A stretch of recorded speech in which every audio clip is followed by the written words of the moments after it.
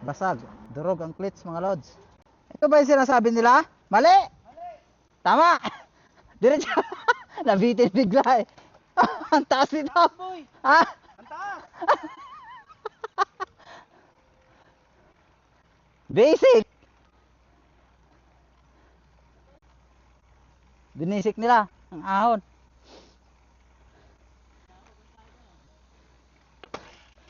Tayo na.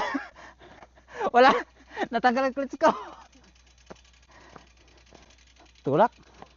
Nasira kasi yung clits ko. Hindi ako pwedeng ano. Baka tumaob ako. Nabasag. Nabasag yung clits ko mga lods. Kaya hindi ako pwede sa ahon. Basag. Durog ang clits mga lods. Taas ahon pa. Ito oh.